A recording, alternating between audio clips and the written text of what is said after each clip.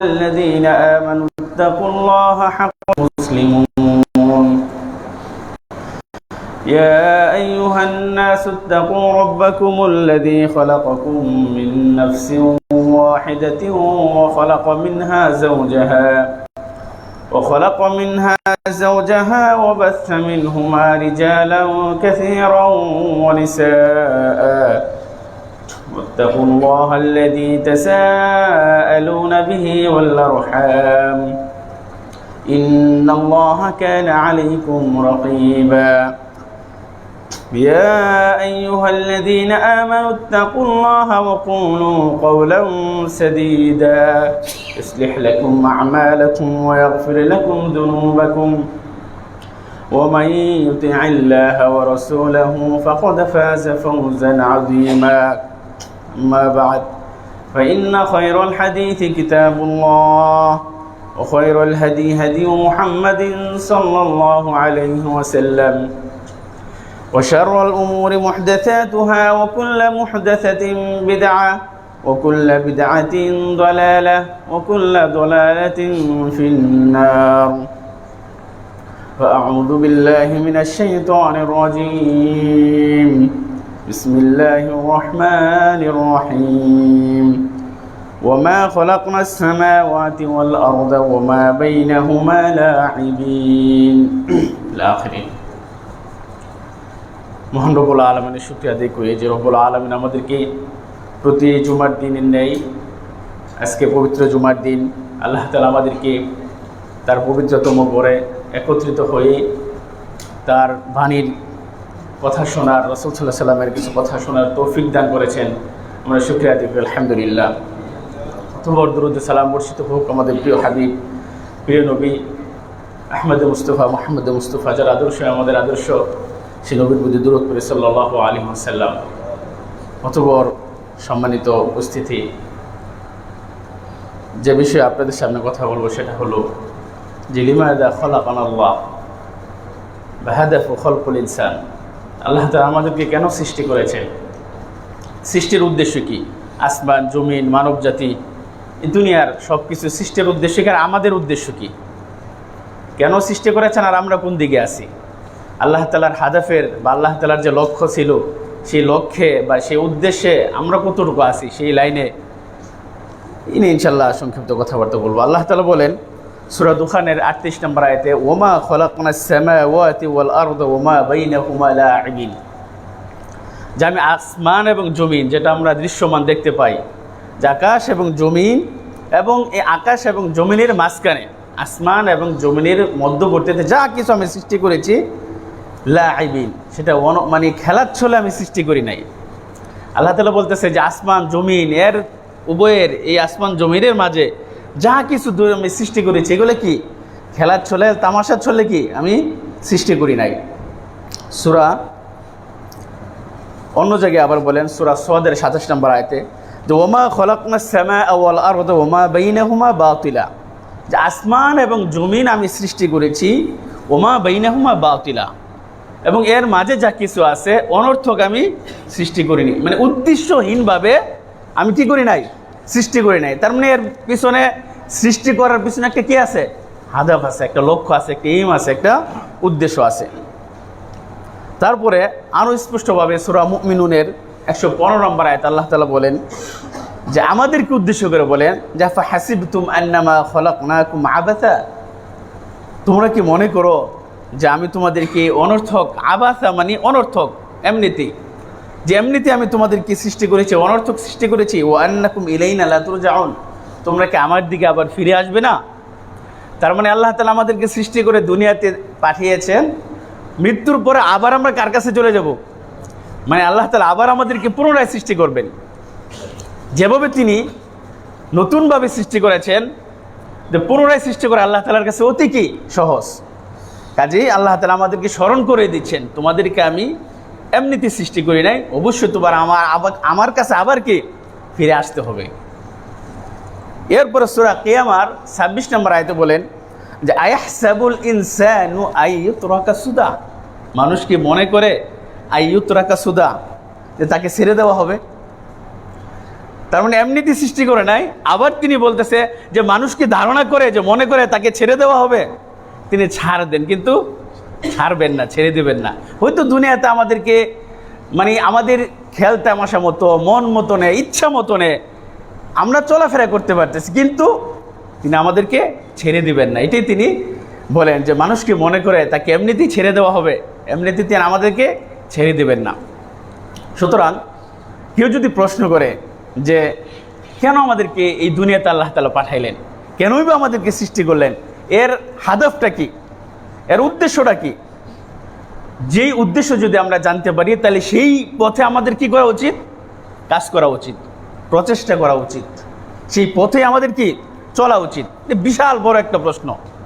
সুতরাং এর স্পষ্ট আল্লাহ তাআলা সূরা জারিয়াতের 56 নম্বর আয়াতে, প্রসিদ্ধ আয়াত, আমরা সকলেই জানি যে সূরা জারিয়াতের 56 নম্বর আয়াত, যে ওমা খলাকতুল জিন্না ওয়াল ইনসা ইল্লা লিয়াবুদুন।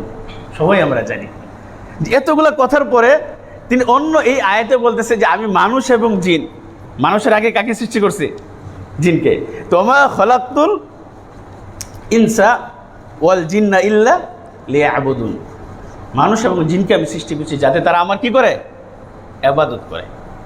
এই লামটা লিয়াবুদুন, এই আবুদুনের আগে যে লামটা, এটাকে বলা হয় যে লামুত তাআলিল, মানে আরবি ভাষায় বা গ্রামাটিকার ভাষায় যে লামুত তাআলিল মানে কারণ আর কি, সাবাব, উদ্দেশ্য, যে আমি মানুষকে আমার ইবাদতের জন্যই তাদেরকে আমি কি করেছি, সৃষ্টি করেছি। এখন কথা হলো যে ইবাদত, তার মানে ইবাদত কি জিনিসটা, তাহলে ইবাদত কাকে বলে? ইবাদত এটি ব্যাপক অর্থবহ একটা কি শব্দ, ছোট একটা শব্দ, কিন্তু এর অর্থ অনেক বেশি।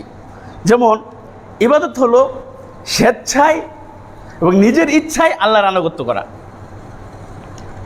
এটা একটা সংজ্ঞা, যে যদি জোরপূর্বক আনুগত্য হতো তবে সেটা কি হতো না, ইবাদত হতো না। যদি আল্লাহ তাআলা চাইতেন, লাউ ইয়াশাউল্লাহু লাহাদান নাসা জামিআ, লাউ ইয়াশাউল্লাহু লাহাদান নাসা জামিআ, আল্লাহ তাআলা যদি চাইতেন দুনিয়ার সমস্ত মানুষকে তিনি তার পথে কি করতেন, পরিচালিত করতেন। কিন্তু মানুষকে আল্লাহ তাআলা জ্ঞান বুদ্ধি, ভালো মন্দ বোঝার ক্ষমতা, মন্দ ভালো, খারাপ পথ ভালো পথ, এই রাস্তা আল্লাহ তাআলা কি করেছেন, আমাদেরকে দেখিয়ে দিয়েছেন। ভালো মন্দ বোঝার ক্ষমতা আল্লাহ তাআলা আমাদেরকে কি দিয়ে দিয়েছেন। এই জন্য স্বেচ্ছায় নিজের ইচ্ছায় কার ইবাদত করতে হবে, আল্লাহর ইবাদত করতে হবে।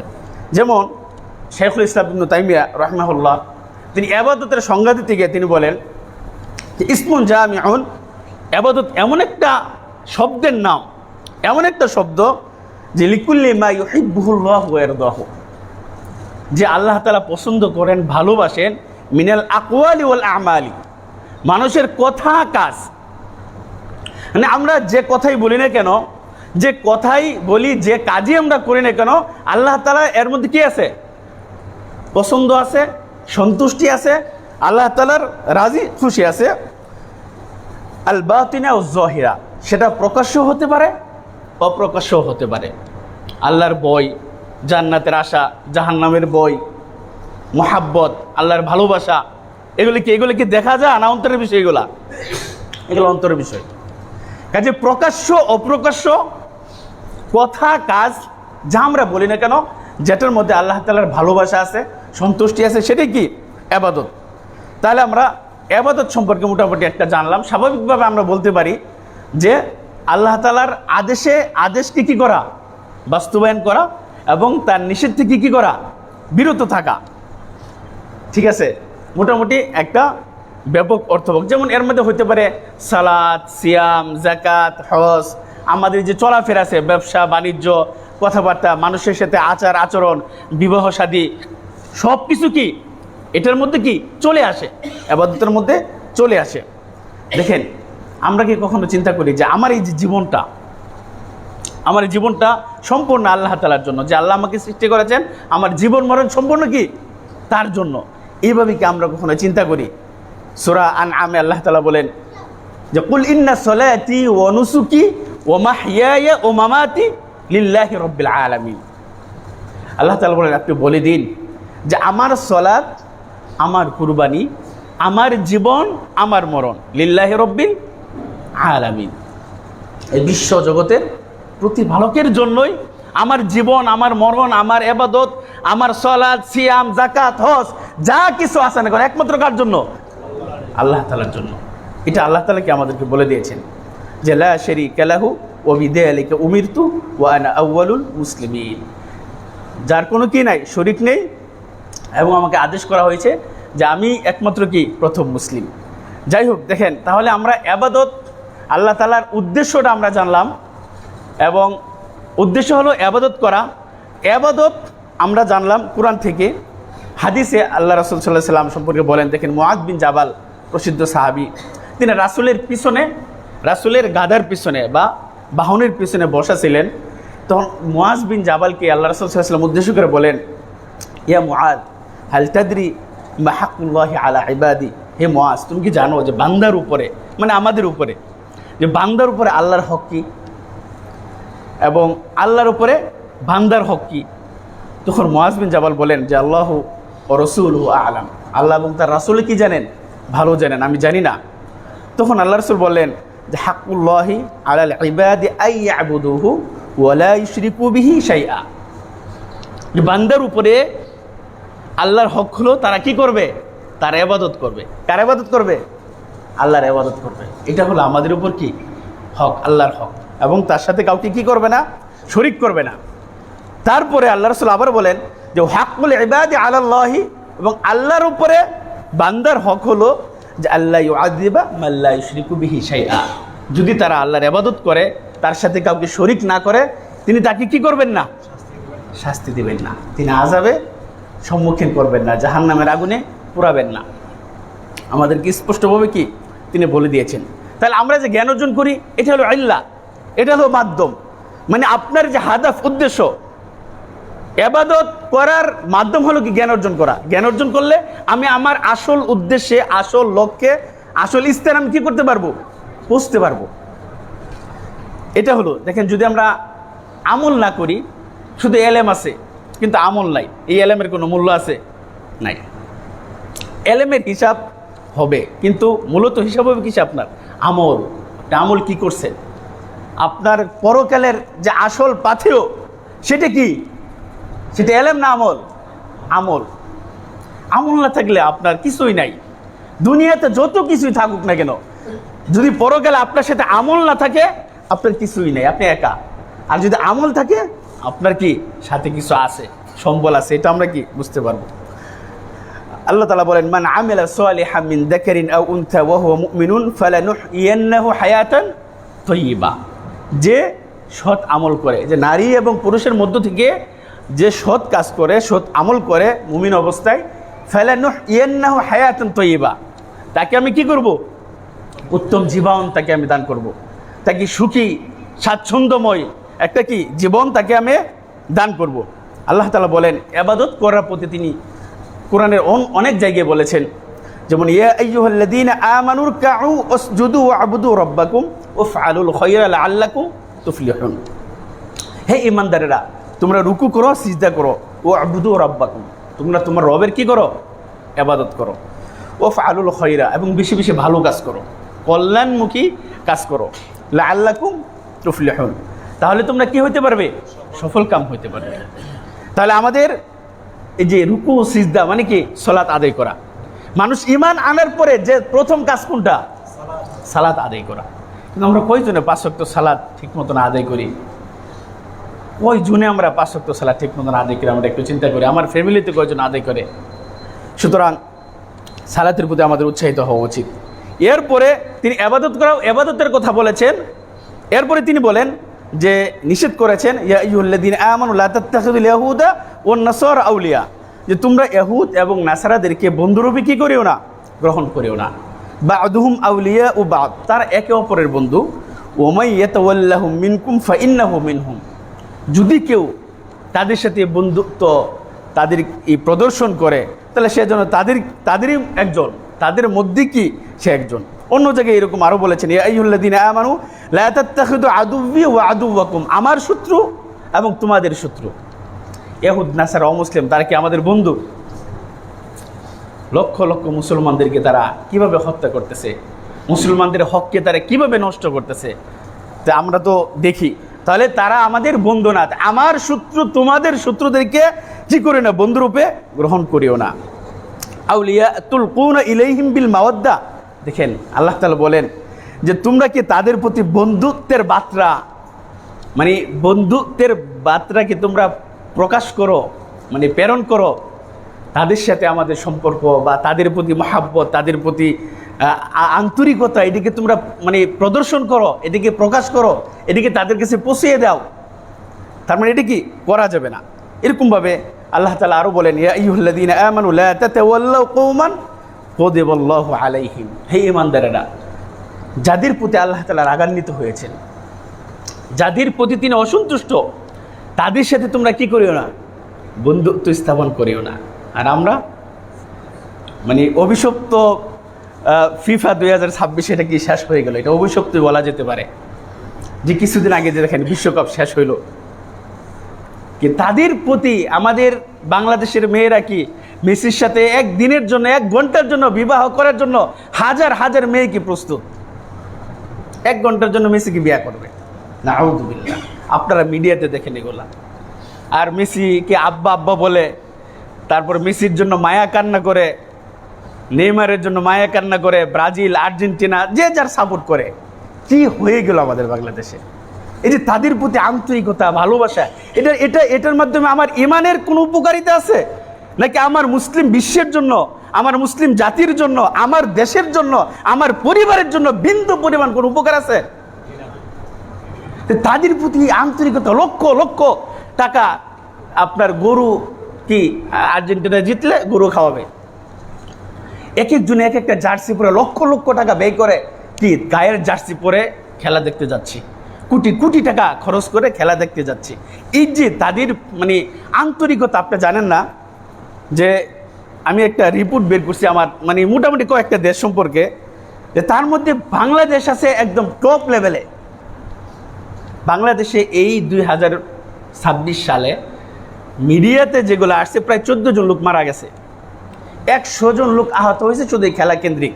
কেউ পতাকা টাঙ্গাইতে গিয়ে আপনার মানে কারেন্টের তারের সাথে বেজে মারা গেছে, অথবা গাছ থেকে পড়ে মারা গেছে। কেউ খেলা দেখতে গিয়ে তার প্রিয় দল মানে হেরে যাচ্ছে, স্ট্রোক করে হৃদরোগে মারা গেছে ওইখানে। মানে তাদের মানে হৃদয়টা কোন দিকে আমাদের ঝুঁকে পড়ছে। এদিকে আল্লাহ তাআলার সৃষ্টির উদ্দেশ্য ছিল আমাদেরকে, এদিকে আল্লাহ, এই জন্য কি আল্লাহ তাআলা আমাদেরকে সৃষ্টি করেছেন? কোথায় আল্লাহ তাআলার ভালোবাসা, আর কোথায় বিজাতিদের প্রতি, খেলার প্রতি? খেলা দেখান সমস্যা নাই, কিন্তু এত আপনার মারা যেতে হবে। হবিগঞ্জ কিন্তু মারা গেছে, যেদিন আর্জেন্টিনা হেরে গেছে, কুষ্টিয়াতে এক লোক মারা গেছে। এক লোকের আমি দেখলাম যে বুলার দিকে সম্ভবত 1 বছর হলো বিয়ে করছে, 3 মাস তার একটা বাচ্চা, একটা বাচ্চার বয়স 3 মাস, বিয়ে করছে হয়তো 1.5 বছর সম্ভবত। সেই বাচ্চাটাকে রেখে সে রাত্রে তার দল হেরে গেছে, সকালে সে আত্মহত্যা করেছে। দেখেন এই যে তার উপর কি এটাই হক ছিল? তার জ্ঞান, তার কোথায় ধর্ম, তার কোথায় ইসলাম, তার দিনের জ্ঞান কতটুকু তার ভিতরে থাকলে সে নিজেকে আপনার এই দলের জন্য সে জান দিয়ে দিতে পারে? অথচ আপনি আর্জেন্টিনাতে দেখেন, ব্রাজিল একটা লোকও মারা গেছে না। তাদের দেশে, তাদের খেলা, একটা আহত, একটা সংঘর্ষ, একটা লোকও মারা গেছে না। আপনি খবর নিয়ে দেখেন, আর্জেন্টিনাতে সংঘর্ষ হয়ে 3 জন লোক মারা গেছে, মানে এই মানে সংঘর্ষ এই খেলার জন্য না। আপনার পার্শ্ববর্তী দেশ ইন্ডিয়া, খেলা দেখতে গিয়ে অ্যাক্সিডেন্ট হয়ে 2 জন লোক মারা গেছে, একটা খবর পাইবেন না যে খেলার জন্য আত্মহত্যা করেছে। আমাদের পার্শ্ববর্তী দেশ চীন, এত উন্নত জাতি, তারা একটা সংঘর্ষ নাই, একটা লোক মারা নাই, একটা আহত কিচ্ছু নাই। আর আমরা এমন এক জাতি, এমন এক দেশে বাস করি যে খেলার জন্য আপনার বাড়িঘর পুড়িয়ে দেওয়া, সংঘর্ষ হয়ে নিজেকে জীবন বিলিয়ে দেওয়া, কোন ধরনের পাগলামি? মানে আমি আলোচনা এটাই যে এটাই কি আমাকে যে আল্লাহ তাআলা সৃষ্টি করেছেন, তার উদ্দেশ্যটা কি ছিল, আর আমরা কোন পথে চলছি?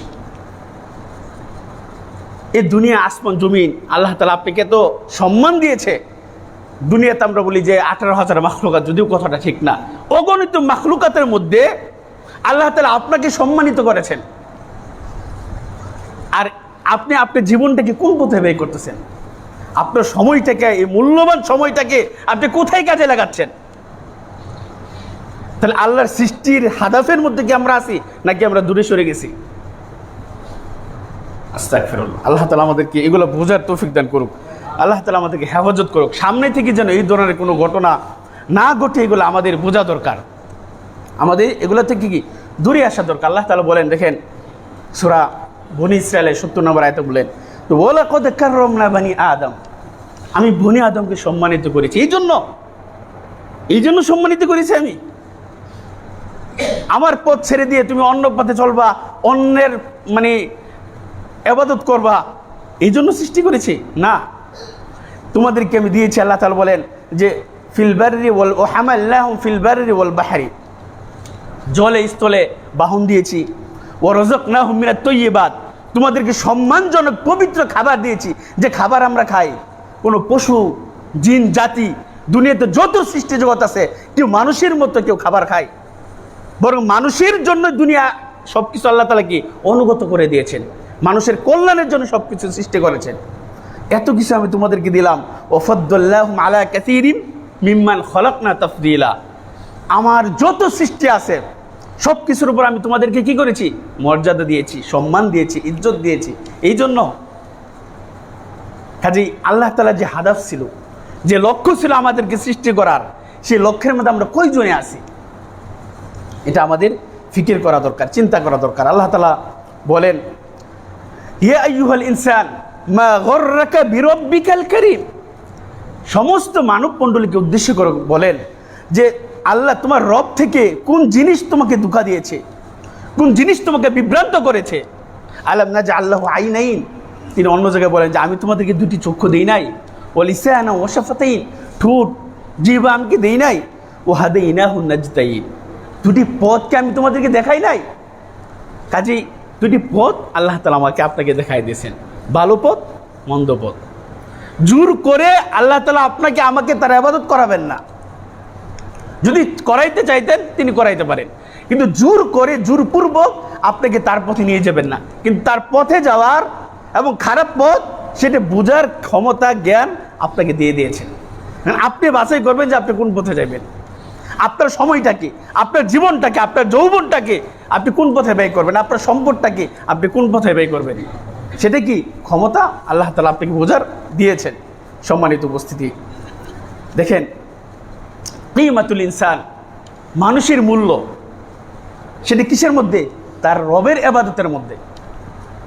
মানুষের এই জীবনটার, আপনার লাইফটার মূল্য হলো একমাত্র তার রবের ইবাদতের মধ্যে। যদি তার রবের ইবাদত থেকে, যে কারণে আল্লাহ তাআলা মানব জাতিকে সৃষ্টি করেছেন, যদি কেউ তার সেই পথ থেকে সরে আসে, বিপথে চলে যায়, বিভ্রান্ত হয়ে যায়, ভ্রান্ত পথে চলে যায়, তার জীবন যৌবনটা হবে একমাত্র চতুষ্পদ জন্তুর মতো। চতুষ্পদ জন্তু, তার কোন উদ্দেশ্য আছে? আমরা গরু ছাগল যেগুলো দেখি, তাকে ইবাদতের জন্য আল্লাহ সৃষ্টি করছে। তাহলে আমাকে আপনার মধ্যে পার্থক্য কি? সারা রাত খেলা দেখবেন, অথচ সালাতের খবর নাই, ফজর ও সালাতের খবর নাই। নাউযুবিল্লাহ, মানুষকে ডিস্টার্ব করে কত কিছু হচ্ছে। আল্লাহ তাআলা দেখেন সূরা আরাফের 179 নম্বর আয়াতে বলেন যে ওয়ালাকাদ যারানা লি জাহান্নামা কাসীরাম মিনাল জিন্নি ওয়াল ইনস, আমি এই জাহান্নামকে সৃষ্টি করেছি অনেক মানুষ এবং জিনের জন্য। মানুষ এবং জিন জাতির জন্য আমি কি করেছি? জাহান্নামকে সৃষ্টি করেছি। লাহুম কুলুবুল লা ইয়াফকাহুনা বিহা, তাদেরকে হৃদয় দিয়েছি, হৃদয় আছে, সেই হৃদয় দিয়ে তারা অনুধাবন করে না। লা ইয়াফকাহুনা, তারা বুঝে না। ওয়া লাহুম আযানুল লা ইয়াসমাউনা বিহা, তাদেরকে কান দিয়েছি, কিন্তু সেই কান দিয়ে তারা কি করে না? শুনে না। সেটা সেই হেদায়েতের বাণী তারা কি সেটা নেয় না। ওয়া লাহুম আ'য়ুনুল লা ইবসিরুনা বিহা ওয়া লাহুম আযানুল লা ইয়াসমাউনা বিহা, তাদেরকে চোখ দিয়েছি, সেই চোখ দিয়ে তারা কি করে না? দেখে না। এরপর আল্লাহ তাআলা বলেন, দেখেন যে উলাইকা কাল আনআম বাল হুম আদল, এরা হলো চতুষ্পদ জন্তুর মতো। বাল হুম আদল, বরং এর চেয়ে আরো নিকৃষ্ট, এর চেয়ে বিভ্রান্ত। উলাইকা হুমুল গাফিলুন, তারা অমনোযোগী, গাফেল। তার মানে আমাকে আল্লাহ তাআলা সৃষ্টি করেছেন, চতুষ্পদ জন্তুকেও তিনি সৃষ্টি করেছেন। তার মাঝে আমার মাঝে একটা পার্থক্য আছে। সে আল্লাহর ইবাদত করে না, আমাকে তার ইবাদতের জন্য সৃষ্টি করা হয়েছে, তার বিধানকে মানার জন্য, তার আনুগত্যের জন্য, তার নিষেধ থেকে বিরত থাকার জন্য, তার রাসূলের পথে চলার জন্য। তা যদি আমি না করি, তাহলে একটা চতুষ্পদ জন্তুর জীবন লাইফ আর আমার লাইফ কি সেম সেম। সেটাই আল্লাহ তাআলা বলে দিয়েছেন, সতর্ক করে দিয়েছেন যে মানুষ এবং জিনের জন্য আমি জাহান্নামকে সৃষ্টি করেছি। সুতরাং তাদের হৃদয় দিয়া বোঝা দরকার, তাদের উপলব্ধি করা দরকার। যদি না বুঝে, না ইবাদত করে, আমার পথে না চলে, আমার নির্দেশনা মেনে না চলে, আমার আদেশ যদি না মানে, নিষেধ থেকে বিরত না থাকে, তাহলে চতুষ্পদ জন্তুর মতো, এর চেয়ে নিকৃষ্ট। কে বলেছেন? আল্লাহ তাআলা বলে দিয়েছেন। তারপরে তিনি বলেন যে একটা কাফের দেখেন, ওয়াল্লাযীনা কাফারু ইয়াতামাত্তাউনা ওয়া ইয়াকুলুনা কামা তাকুলুল আনআম। যারা কাফের, যে আল্লাহকে চেনে না, আল্লাহর ইবাদত করে না, আল্লাহর বন্দেগী করে না, কাফারু ইয়াতামাত্তাউনা ওয়া ইয়াকুলুনা, ইয়াতামাত্তাউন মানে তারা উপভোগ করে এই জীবনটাকে তারা উপভোগ করে, ওয়া ইয়াকুলুনা তারা খাবার খায়, পানাহার করে, কামা তাকুলুল আনআম চতুষ্পদ জন্তুর মতো। যে আল্লাহর ইবাদত করে না, আল্লাহর নির্দেশনা মেনে চলে না, তার নিষেধকে মানে না, তার রাসূলকে মানে না, তাহলে তাদের খাবার, তাদের দুনিয়ার জীবন যৌবনটা হলো কি এই চতুষ্পদ জন্তুর মতো। কামা তাকুলুল আনআম, আনআম মানে চতুষ্পদ জন্তু।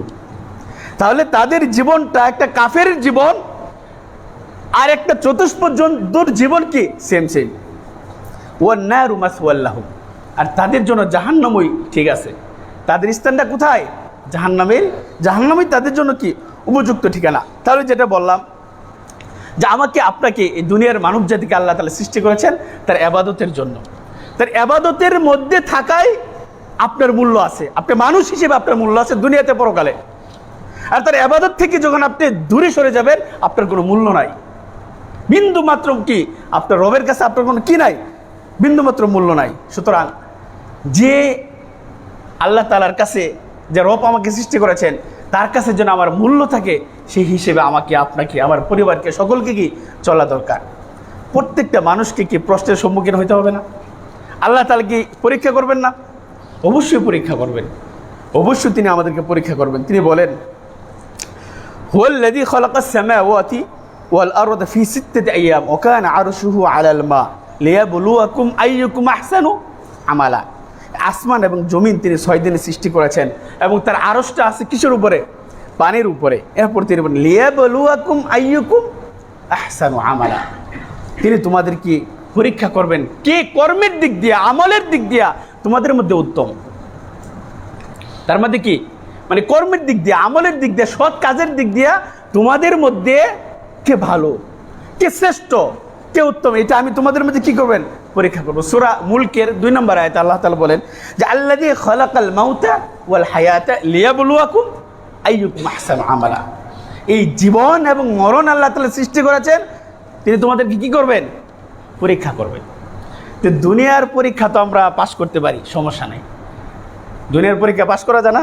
নকল করে হোক, দেখে হোক, যেমনি হোক পাশ করা যায়। কিন্তু পরকালীন পরীক্ষাকে পাশ করা যাবে? যদি আমল না থাকে, সৎ পথে না থাকেন, রবের পথে না থাকেন, তাহলে দুনিয়ার পরীক্ষা পাশ করবেন, কিন্তু পরকালীন পরীক্ষায় আদৌ পাশ করা সম্ভব নাই। সুতরাং পরকালীন পরীক্ষায় যেন আমরা পাশ করতে পারি, সেই পথে, সেই মতে, সেই মানহাজে, সেই তরিকায়, সেই পন্থায় আমাকে, আপনাকে, সকলকে কি চলা দরকার।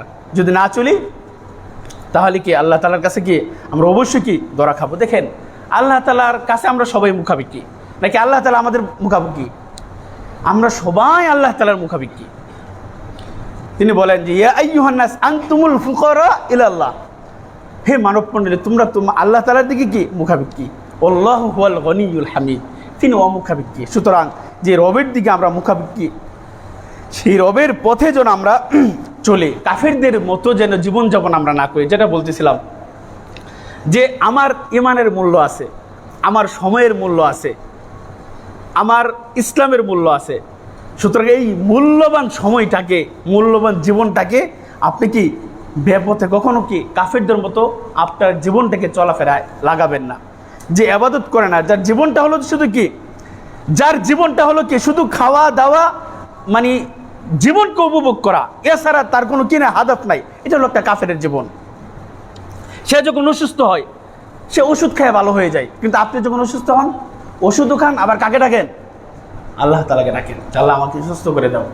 একদম মানে হৃদয় থেকে আমরা কি করি? আল্লাহকে, তখন কি আল্লাহকে ডাকি। যে কাফের সে কি ডাকে আল্লাহকে? সে ডাকে না। তাহলে তার মধ্যে আমার মধ্যে কি থাকতে হবে? তাদের এই দুনিয়ার জীবনটা হলো পবিত্রতম জীবন, পরকালীন জীবনটাকে তারা দেখে না। আর আমি আপনি, আমরা বিশ্বাস করি যে আমার পরকাল আছে, আমার জান্নাত জাহান্নাম আছে, আমার হিসাব হবে, এটা আমরা বিশ্বাস করি। যদি বিশ্বাস করি তাহলে সেই পথে সেই মতে আমাদের চলা উচিত প্রিয় ভাইয়েরা। সুতরাং যেটা বলবো আর কি, যে আল্লাহ তাআলা আমাদেরকে যেভাবে এই দুনিয়াতে সৃষ্টি করেছেন, পরকালে আমরা একাই আল্লাহ তাআলার কাছে আসবো। ওয়ালাকাদ জিতুমুনা ফুরাদা কামা খলাকনাকুম আউওয়ালা মাররা। তোমরা আমার কাছে আসবে কি একাকী। দুনিয়াতে যা কিছু তোমাদেরকে দিয়েছি সব কিছু ছেড়ে তোমরা আমার কাছে চলে আসবে। দুনিয়ার কোনো কিছুকে আমরা নিয়ে যাব, কবরে নিয়ে যাব, পরকালে নিয়ে যাব, বরং কোনো কিছু কাজে আসবে না। মা আগনা আন্নি মালিয়া হালাকা আন্নি সুলতানিয়া। সেদিন আমরা বলবো যে আমার ক্ষমতা, আমার বাদশাহী, আমার দাপট, আমার টাকা পয়সা, ধন সম্পদ কোনো কিছু আজকে কাজে আসলো না। দুনিয়ার কোনো কিছুই আপনার কাজে আসবে না আপনার আমল ছাড়া, আপনার ইবাদত ছাড়া। যে ইবাদত ছাড়া, যে আমল ছাড়া পরকালীন আপনার কোনো সঙ্গী নাই। সুতরাং সেই ইবাদতের প্রতি আমাদের মনোনিবেশ করা দরকার, যেই জান্নাতের পথে আমাদের থাকা দরকার। আল্লাহ রাসূল সাল্লাল্লাহু আলাইহি ওয়াসাল্লাম বলেন যে লা তাজুলু কদামা আবদিন ইয়াউমাল কিয়ামাতি হাত্তা ইউসআলা আন উমরিহি, যে মানুষকে আগে বাড়তে দেওয়া হবে না। 4টা প্রশ্ন যতক্ষণ না পর্যন্ত তাকে করা হবে। একটা হলো যে আন উমরিহি ফিমা আফনাহু, তার এই জীবনটাকে, বয়স আপনাকে 60 বছর 70 বছর জীবন দিয়েছে। দেখেন, মানে ট্রেন দিয়ে যখন আসি, এক বৃদ্ধ মহিলা 80 বছর বয়স, সে একজন আরেকজনকে জিজ্ঞেস করলে আজকে ব্রাজিলের খেলা রাত কয়টার সময়। মানে হায়াত শেষের দিকে, কতদিন বাঁচবে জানেন, কিন্তু বলতেছে যে ব্রাজিলের খেলা আজকে রাত কয়টার সময়। চিন্তা করছেন মানে আমাদের মনটা কোন পর্যন্ত গেছে। সারা বিশ্বের মধ্যে কোথাও এত লোক মারা গেছে না যে পরিমাণ লোক বাংলাদেশে মারা গেছে। 2022 সালের ফুটবল খেলায় 25 জন লোক মারা গেছে। আর বিশ্বের কোথাও নাই যে এত লোক এই খেলার জন্য এই পাগলামি করে মারা গেছে। তো এই জীবনটা আপনি কোন পথে ব্যয় করতেছেন, এর হিসাব না দেওয়া পর্যন্ত আপনি সামনে বাড়তে পারবেন না কিয়ামতের ময়দানে। সুতরাং মুসলিম হিসেবে আমার বোঝা দরকার, সেই হিসেবে আমার সময়টাকে কাজে লাগানো দরকার, যে আমি কোন পথে সময়টাকে ব্যয় করতেছি।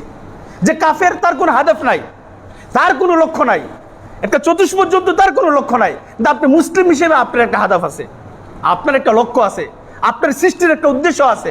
এই জীবনটাকে এমনিতেই কেন আপনি কাজে লাগাবেন, এমনিতেই কেন আপনি ব্যয় করবেন, এর হিসাবকে আমাকে দিতে হবে না? এই ফিকির আমাদের করা দরকার। যেভাবে আল্লাহ তাআলা বলেছেন লাহুম কুলুবুন, তার অন্তর আছে, লা ইয়াফকাহুনা বিহা, তারা বুঝে না। সব কথা আল্লাহ তাআলা আমাদেরকে বলে দিয়েছেন প্রিয় ভাইয়েরা। তারপরে আল্লাহ রাসূল সাল্লাল্লাহু আলাইহি ওয়াসাল্লাম বলেন যে ওয়ান ইলমিহি ফিমা ফাআলা, যে জ্ঞান তুমি অর্জন করেছো সেটা কি করেছো, সেই জ্ঞান অনুযায়ী কতটুকু আমল করেছো, সেটার হিসাব না দেওয়া পর্যন্ত কি আমরা সামনে বাড়তে পারবো না। ওয়ান মালিহি মিন আইনা ইকতাসাবাহু ওয়া ফিমা আনফাকাহু, যে সম্পদ আল্লাহ তাআলা তোমাকে দিয়েছেন, সেই সম্পদটা তুমি কোন কাজে ব্যয় করেছো।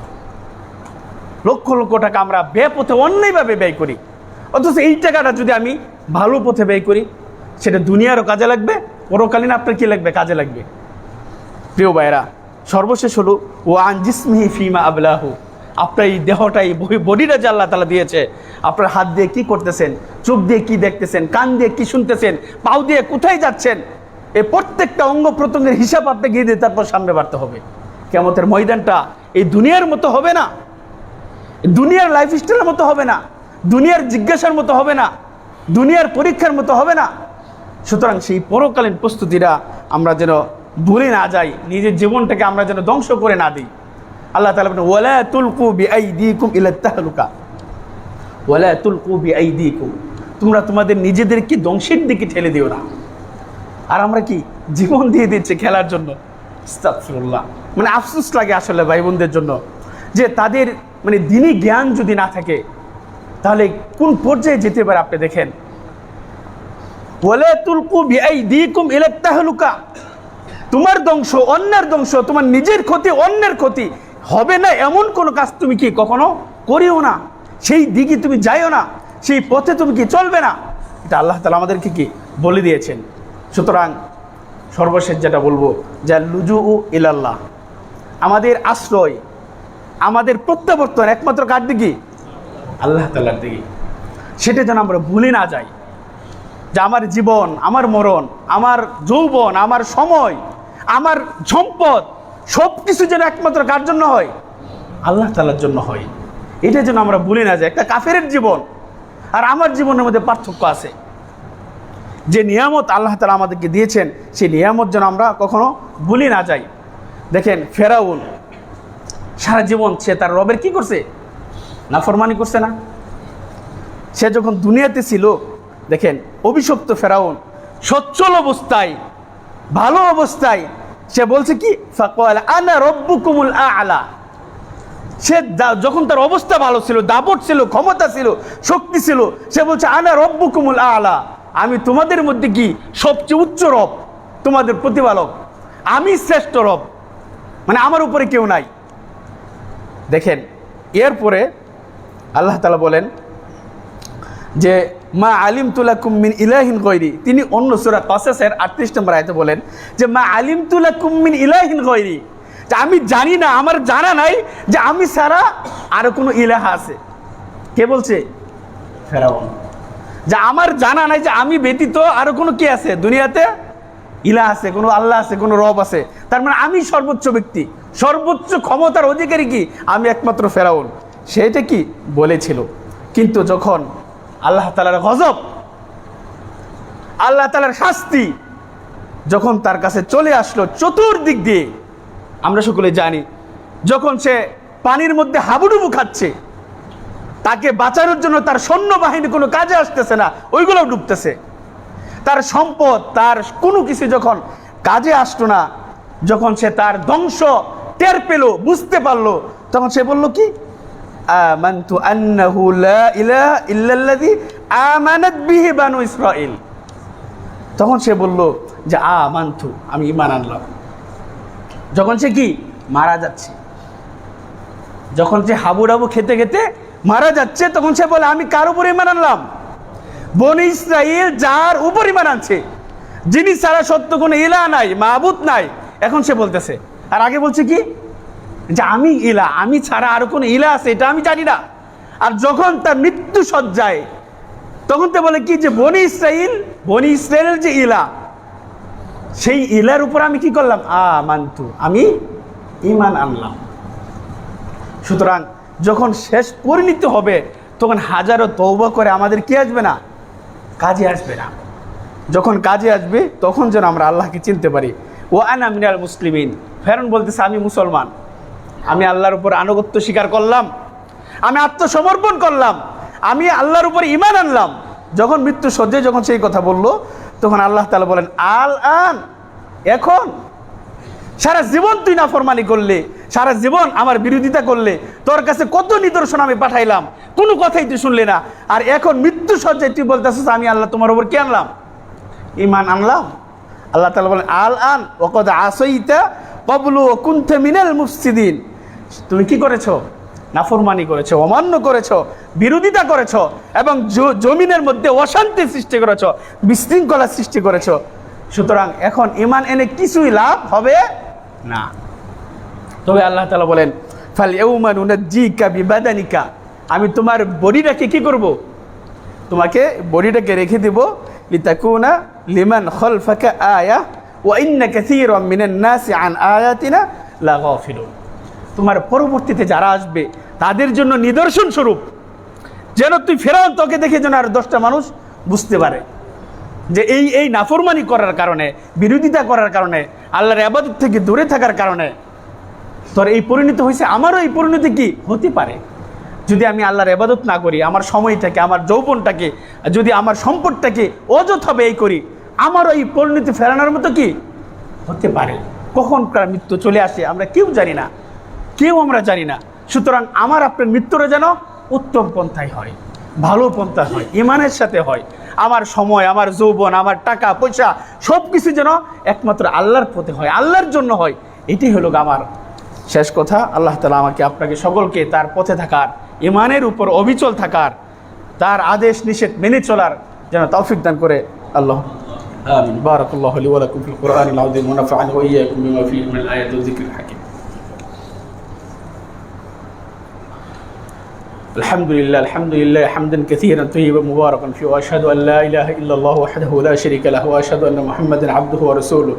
إن الله وملائكته يصلون على النبي يا أيها الذين آمنوا صلوا عليه وسلموا تسليما. اللهم صل على محمد وعلى آل محمد كما صليت على إبراهيم وعلى آل إبراهيم إنك حميد مجيد. اللهم بارك على محمد وعلى آل محمد كما باركت على إبراهيم وعلى آل إبراهيم إنك حميد مجيد. اللهم أعز الإسلام والمسلمين، اللهم أعز الإسلام والمسلمين. اللهم انصر من نصر دينك وكتابك وسنة نبيك محمد صلى الله عليه وسلم. اللهم كن لهم ناصرا ومعينا وحافظا ومؤيدا. اللهم اغفر لنا ذنوبنا، اللهم اغفر لنا ذنوبنا، اللهم اغفر للمؤمنين والمؤمنات الأحياء منهم والأموات إنك مجيب الدعوات. ربنا آتنا في الدنيا حسنة وفي الآخرة حسنة وقنا عذاب النار. ربنا ظلمنا أنفسنا وإن لم تغفر لنا وترحمنا لنكونن من الخاسرين. رب ارحمهما كما ربياني صغيرا، رب ارحمهما كما ربياني صغيرا. إن الله يأمر بالعدل والإحسان وإيتاء ذي القربى وينهى عن الفحشاء والمنكر والبغي يعظكم لعلكم تذكرون. فاذكروا الله يذكركم واشكروه على نعمه يزدكم ولذكر الله تعالى أكبر. الله يعلم ما تصنعون.